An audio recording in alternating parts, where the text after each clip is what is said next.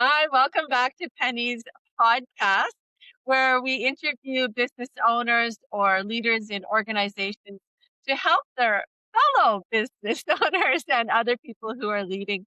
Today, I have Macy with me, all the way from Florida, right? Yes, I'm over Right here. on. We were talking about the weather and how, it's different compared to Saskatchewan in Canada, where the weather's a lot colder for sure. So, Macy, tell us a little bit of background. I know that you are a coach for helping people get onto the TEDx stages. How did Mhm. that all start? I know you're a young woman. Like, I didn't know what I was doing at your age, I'm sure. So, how did this get started? Well, thank you so much, Penny. I'm really excited to be here, and I'm honestly very honored for you to take the time to do this. Well, it's pretty simple. So, my name is Macy Baxi. I'm 22. It's a question a lot of people have. So, I'm 22. I have been speaking since I was probably about 9 years old. So, speaking has been something that I've been doing for a good amount of time now. And I've just had so much fun learning everything that it takes to write a good talk, to deliver a good talk, and to really make sure that the messaging lands for people.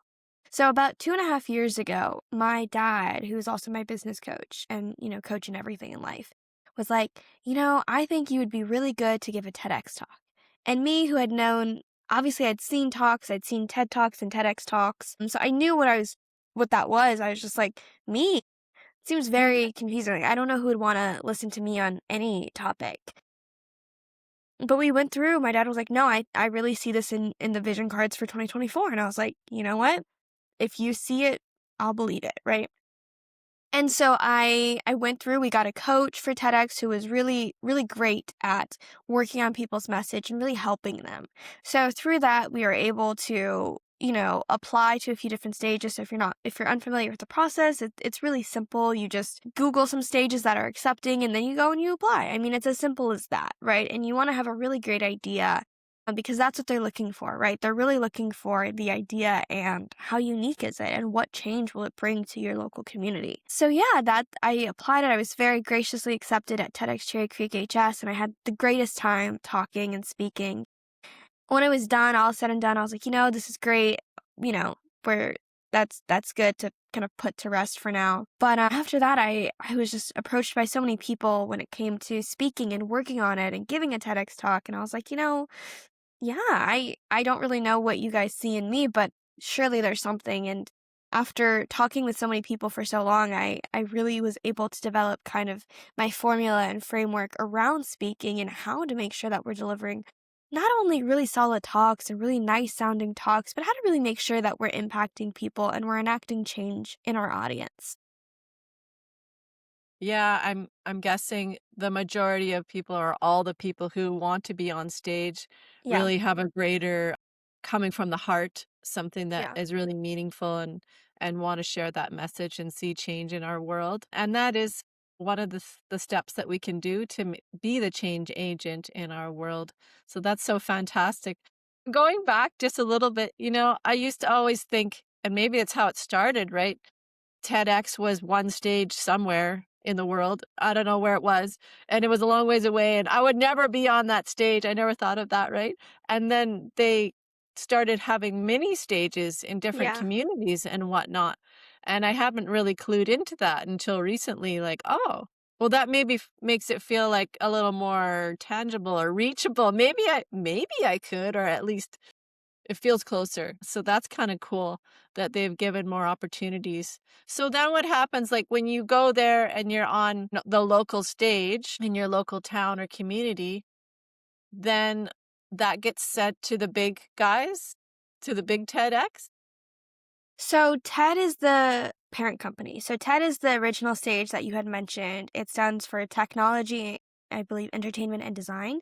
And that was founded, I think, in the 90s as a way to essentially pitch products and pitch ideas for the world, what's up and coming in tech, what's up and coming in the world and society and in the world. And then about 2009, I believe, is when they first launched the TEDx program. And the X stands for independently organized, which means that anyone who applies and shows that they want to host an event in their local community can do it. So we can do it in big places. Like they have, I think, TEDx Vancouver, but you also have your small places like TEDx Saskatchewan. You could have TEDx Toronto. You could also have TEDx Mississauga. You can have TEDx Orlando. You can have TEDx Port St. Lucie. So it's really important for those smaller communities to also be able to kind of throw their hat in the ring, right? The TED stage, most of us, probably 99.9% of us, are not going to get on the TED stage. And that's not in pessimism. That's just how the world works. It's just a numbers game. Like they only have so many speakers at a TED event, right? And they're looking for something very specific and almost different than a TEDx stage. So that would be what the difference is. And so if you have always wanted to go to a TEDx event, all of them are independently organized, which means no one's going to do it the same. We can look up on TED.com and go find event near me and put in your zip code, and you'll probably be very surprised by the amount of events in your area. I haven't done that. I need to do that to You see should where do they that. are. I think it would be so much fun. I'm sure Canada has a great I'm sure. amount of awesome stages for you. I'm gonna do that. That's what I'm writing that down. That's a to-do list. I think Regina has one. That's a city not too Well, far from yeah, us. yeah, I'm sure they So do. that is probably something. Anyways, okay. So moving back, it's so interesting.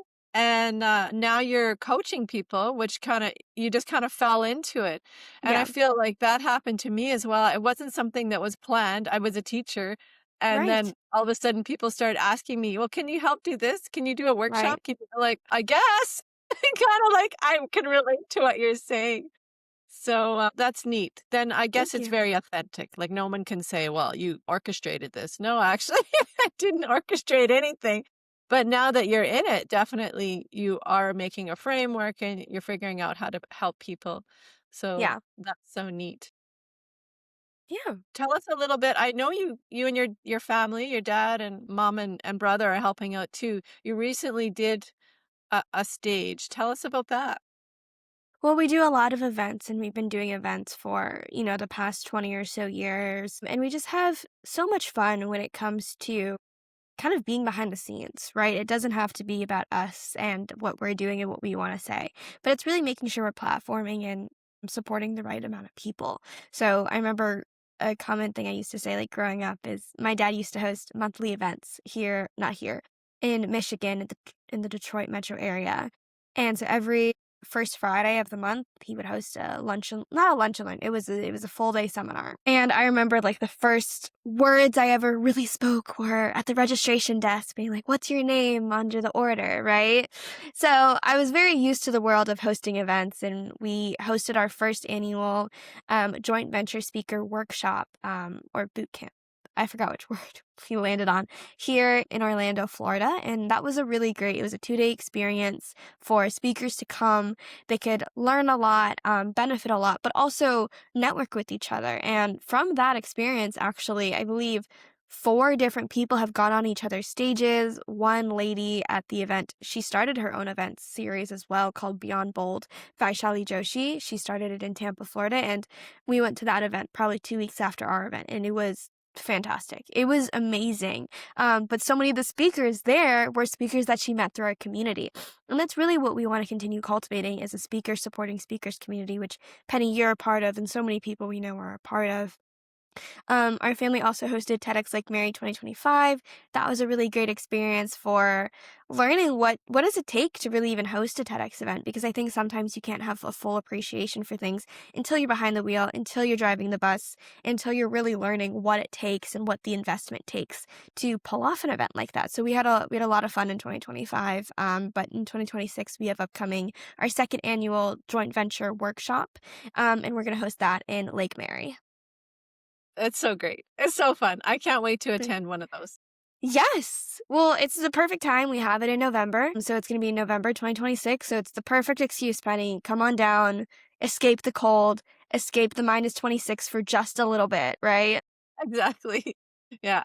Not that I need that excuse, but definitely I'm Ha! gonna I'm gonna use it. Perfect. Okay, so one thing I like to ask my guests is what's one tip or trick, if we never get to have coaching from you, let's say for whatever reason, what's one thing that you can share with our audience if they want to get on that TEDx stage? What's the number Mhm. one thing you would say to help them prepare? That's a great question, Penny, and I really appreciate that. I would say whether it's a TEDx stage, whether it's another speaker application, whether it's just posting on LinkedIn, what's most important and what's going to be the crux of everything is your kind of I help or mission statement. And I think a big problem I see a lot with leaders who are experts in their field is that sometimes we use jargon that only we use in our field. And if we're looking to get out there and we're looking to obviously not talk to someone who does exactly what I do, we need to make sure that the language we use is just so crystal clear that essentially a third grader could repeat it back to us. A third grader could absolutely know what we do. So, a way to do that is by identifying a few key things. Number one is your target market, right? You want to identify who is it that you're helping. Number two, you want to identify what is the problem you're solving. And it's not like a surface level problem. It's something innate in themselves. It's something that someone's staying up late at night thinking about, worrying about. That's what the problem you're helping is. So your problem isn't going to be like, you want more LinkedIn likes. It's like, no, I don't want more LinkedIn likes. I want LinkedIn likes to bring me more money. I feel like I don't have a good lead system. I feel like I'm not using social media. I feel like there's a gap in the marketplace. I feel like I'm not providing. That's where the pain is. It's not LinkedIn likes. No one cares about LinkedIn likes, right? We care about what LinkedIn likes is doing for us. What does it mean for our business if we don't get the proper amount of likes on LinkedIn? And then, of course, your transformation in a time frame. So, what is it that you're actually providing people? Now you identified the problem. Well, what are they going to get once they work with you in this time period, right? So if I say I help speakers build a successful speaking business in, 100 days, something like that, overcome the problem of, wasting money, wasting time, wasting energy of not knowing what you're doing if you're doing it correctly. So that's something that people can identify if you can ask yourself those 3 to 4 questions about yourself, your own business, and really use simple language, layman terms here. Like, we're not going to go too in depth into it, right? We're not going to use, the big words that we don't consider big, but other people might consider big. We basically need to be able to communicate it to someone who's probably our ideal target market or near our ideal target market. And the reaction we want is like their eyes to light up. Like, you're speaking my language. You know what I'm talking about. You know what I'm dealing with. You know what I need to overcome. And you know that outcome I want. That's what we need to invoke in kind of our target market or in people in general, being like, oh my gosh, I know the person who said these exact words to me last week. Exactly. Being crystal clear on what it is that we do, Yeah. keeping it in simple terms, Yep. simple language, like you said, for maybe a 5-year-old to understand, basically. Yes. Yeah. And it's hard to keep that in mind as like I am the subject expert. And now I have a whole different vocabulary Yeah. than someone who maybe is looking for the things that I can help them with. So I need to keep it very simple. That's a hmm really great reminder, and knowing who your target market is. What was the last one? Simple or like clear target market and Problem and then transformation in time oh yeah, frame. the problem and then how you help them fix that problem on the Yep. other side. What does it look like? Yeah. Great. Great, great, great.